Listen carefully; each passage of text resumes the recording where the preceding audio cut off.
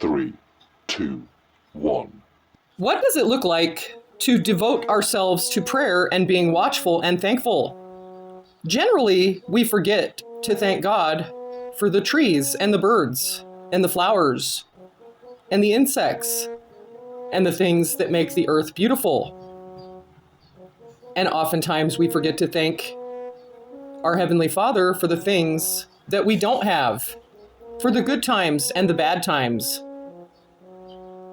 Colossians 4 and 2 Timothy 4 remind us to keep our head in all situations, enduring hardship, and doing the work of an evangelist.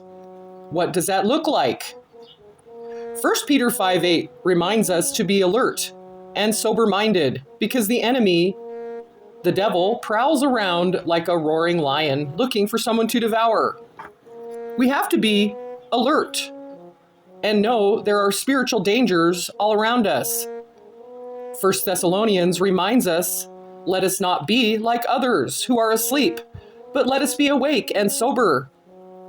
This encourages us to avoid spiritual apathy and staying focused on godly living, which is also being spiritually awake, seeing those around us and knowing that they need Jesus, being kind to them and loving them even when they're difficult, just like we once were. Mark chapter 14 says to watch and pray so that you will not fall into temptation, because the spirit is willing, but the flesh is weak. Again, this represents being vigilant and requires us to be watchful with prayer and to resist temptation. That means saying actively no to any kind of temptation that we know we shouldn't be allowing in our sphere of influence. 1 Corinthians 16 says, be on guard, stand firm in the faith, and be courageous and strong. Standing firm and staying strong doesn't always look firm or strong. But being faithful sometimes happens when we are very weak. But we must remember that God is strong.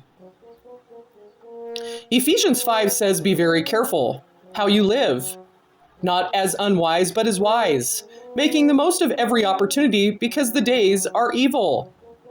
This is intentional and active, wise living, making good choices and making the most of all of our time. When we're challenging the world's ways, walking on God's narrow path is not always easy. Matthew 24 says to keep watch because you do not know on what day your Lord will come. Be ready, stay vigilant for Christ's return. And above all, guard your heart, for everything you do flows from it. Protect your life and thoughts. As you dictate your actions, remember what path you're on. Proverbs 4.